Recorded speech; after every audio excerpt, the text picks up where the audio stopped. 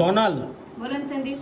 શું બનાવ્યું છે આજે જમવામાં? આજે તો બનાવી સેન્ડવિચ બનાવી છે. આલુ પરોઠાનું કેમ પાછા સેન્ડવિચ ઉપર કેમ પછી આવ્યું? એમ કીધું આલુ પરોઠામાં પછી તેલ વધારે આવે, આમાં એટલું બધું આપણે કઈ તેલ નાખવાનું જ ન હોય એટલે કીધું સેન્ડવિચ બનાવી તો નાખવી. કઈ સેન્ડવિચ બનાવી છે? આપણે જો રેગ્યુલર બનાવીને વેજીટેબલ વાળી બટેકાનું બધું મિક્સ એ રીતની બનાવી છે.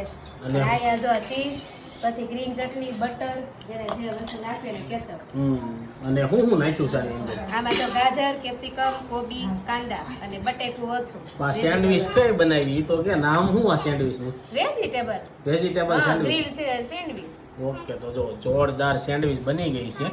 પણ ઉનાળામાં એટલી બધી ભાવશે નહીં ખાવાની. તોય હાલશે તમ તારે. હમ તોય હાલશે. એવું છે. હા. તો જો સોનલને ખાવી હતી ને એટલે એણે સેન્ડવિચ બનાવી નાખી, પણ મને ઉનાળામાં બહુ ભાવે નહીં સેન્ડવિચ. તો એ દાબો તો લાગી જાય.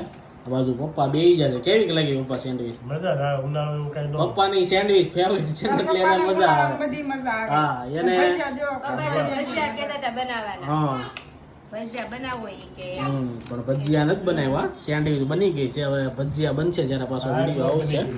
ચાલો આવી જાઓ બધા સેન્ડવિચ ખાવા.